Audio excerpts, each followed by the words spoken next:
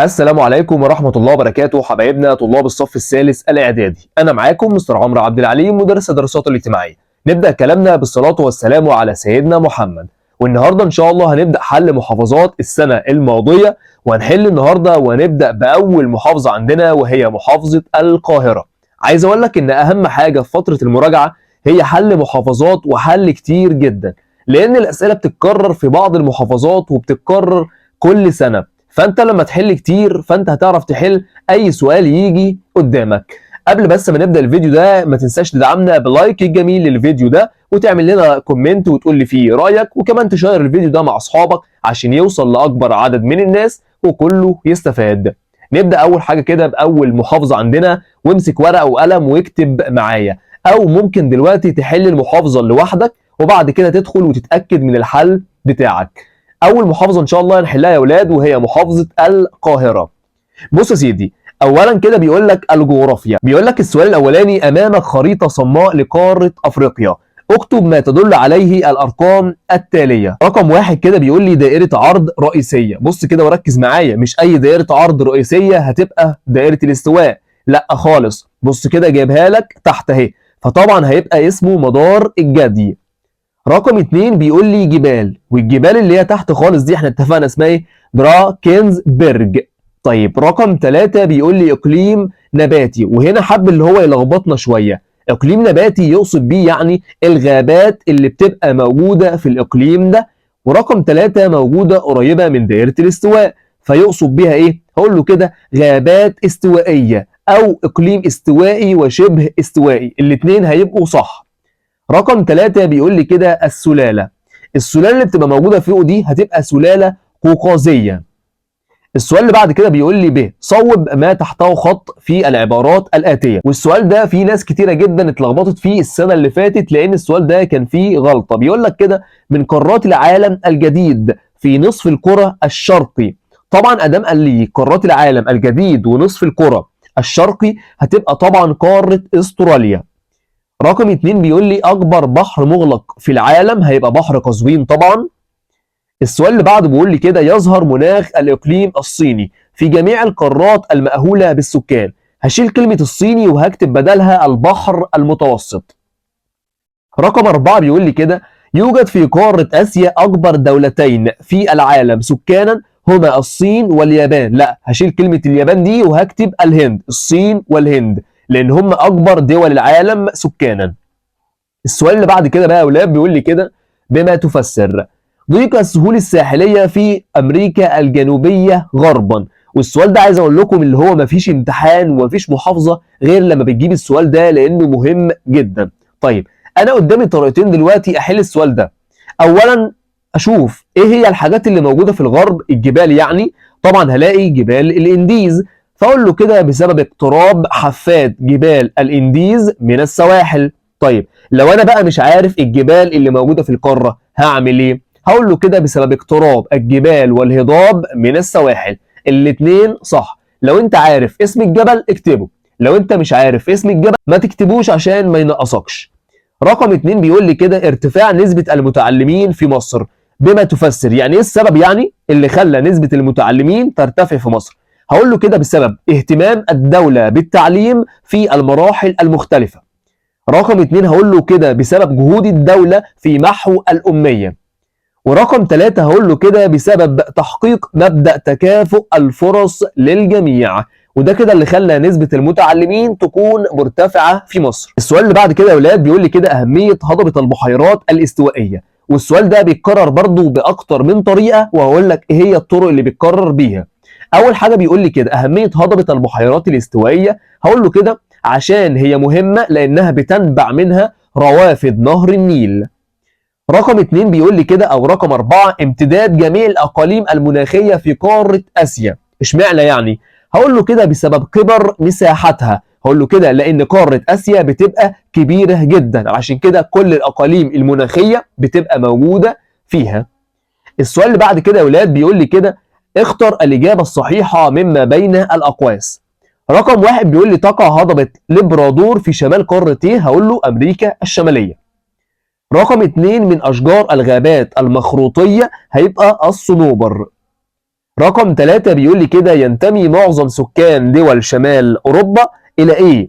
هقول له كده أنهي واحدة من دول؟ طبعا هتبقى النوردية الشمالية، هي دي الوحيدة اللي موجودة في شمال أوروبا. رقم 4 بيقول لي الغابات الموسمية تؤثر سلبا على توزيع السكان فين بالظبط؟ أنا هشوف هي الغابات الموسمية دي موجودة فين؟ دي موجودة في شمال استراليا. السؤال اللي بعد كده يا ولاد بيقول لي حدد الأثر الناتج عن رقم 1 تركز المدن والموارد الاقتصادية بالساحل الشرقي للولايات المتحدة. ايه النتائج المترتبة على الكلام ده؟ هقول له طبعا أصبحت من مناطق التركز السكاني في الولايات المتحدة الأمريكية. رقم 2 بيقول لي كده تساوي عدد المواليد مع عدد الوفيات في قارة أوروبا. النتائج المترتبة على الكلام ده هقول له كده أصبحت الزيادة الطبيعية بتساوي 0. رقم ج بقى بيقول لي كده قارن بين كل من نهر الفولجا ونهر السند. اولا بيقول لي كده قول لي كل واحد موجود في قاره ايه. ثانيا بيقول لي قول لي المصب بتاع كل واحد. طيب رقم 1 بيقول لي الفولجا هيبقى موجود في قاره اوروبا. رقم 2 السند هيبقى موجود في قاره اسيا. طيب انا عايز اعرف هو الفولجا ده بيصب في بحر ايه؟ هقول له في بحر قزوين. طيب انما السند بقى ده بيصب فين؟ هقول له كده بيصب في البحر العربي وبالتالي المحيط الهندي. وكده احنا خلصنا الجغرافيا، نخش على تاني حاجة وهو التاريخ. وركز معايا بقى عشان التاريخ محتاج كلام كتير ومحتاج تكون مركز. بص يا اولاد، اولا كده بيقول لي صح او غلط. بيقول لي كده هزم السلطان العثماني سليم الاول الصفويين في موقعة مرج دابق. هقول له لا غلط، دي موقعة اسمها جلديران.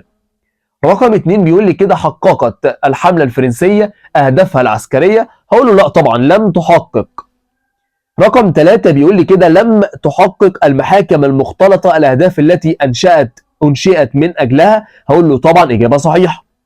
رقم 4 بيقول لي كده اتجه الخديوي إسماعيل إلى التوسع في إنشاء مصانع السكر في الوجه القبلي. هتبقى برضو إجابة صحيحة.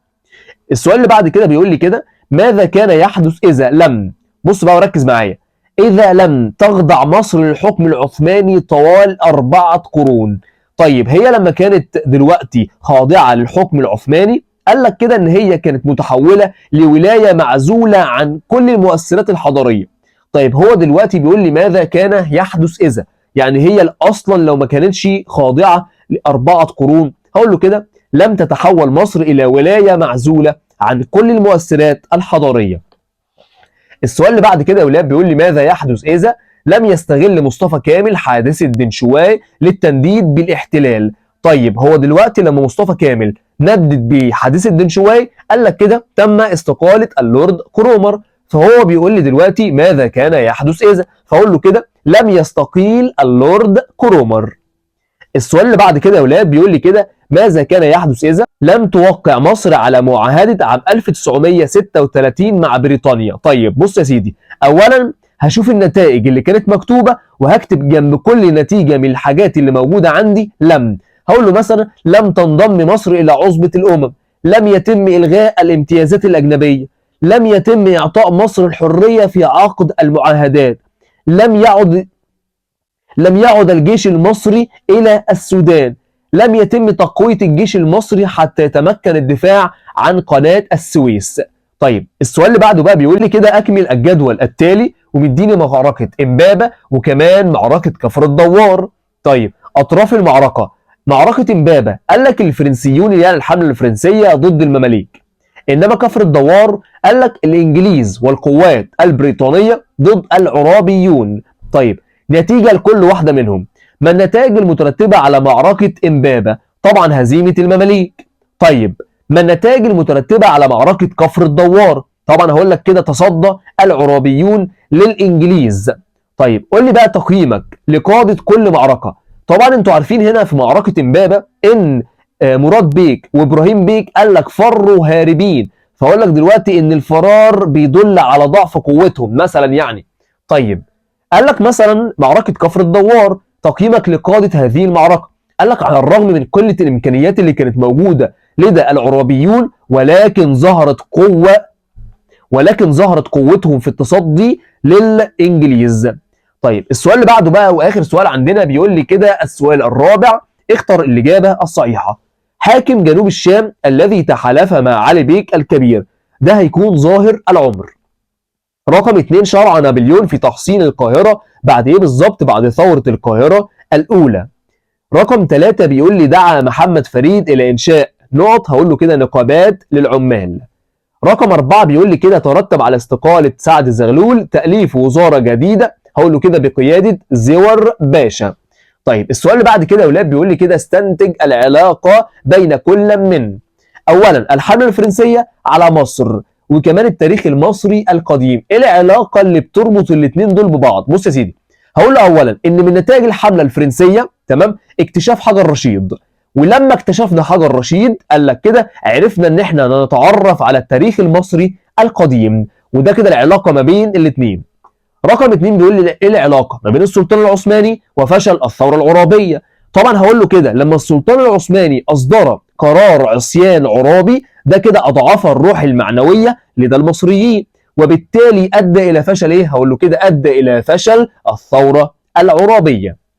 رقم ج بقى بيقول لي كده وضح دور الزعامه الشعبيه في توليه محمد علي. هقول له كده حيث انهم اجتمعوا في دار المحكمه او بيت القاضي عام 1805 وقرروا عزل خورشيد باشا وتوليه محمد علي واليا على مصر. ده كده كان دور الزعامه الشعبيه. رقم 2 بقى بيقول لي كده بما تفسر ازدهار التجاره في عهد محمد علي. هقول له طبعا بسبب ازدهار الزراعه والصناعه وكمان الاستقرار الداخلي، عشان كده التجاره كانت مزدهره. رقم 3 بقى يا ولاد كده دلل تاريخيا على ارتفاع مكانه مصر دوليا بسبب حروب اليونان. بص يا سيدي، حروب اليونان دي حصل فيها حاجه، ايه هي الحاجه دي؟ قال لك ان الدول الاوروبيه قامت بالتفاوض مع محمد علي، ولما الدول الاوروبيه اتفاوضت مع محمد علي دون الرجوع للسلطان العثماني فده اللي حصل. قال لك كده ارتفعت من مكانه مصر دوليا، وقال لك كمان ان حصل معارك وحصل نزاع ما بين السلطان العثماني وكمان ما بين محمد علي. ودي كده كانت اول محافظه عندنا وهي محافظه القاهره. وبس كده، ما تنساش بقى قبل ما تقفل الفيديو ده تدعمنا باللايك الجميل وكومنت وتقول لي فيه رايك، وكمان تشارك الفيديو ده مع اصحابك عشان كله يستفاد. وبس كده، واستنوني في المحافظه اللي بعديها قريب جدا، والسلام عليكم ورحمه الله وبركاته.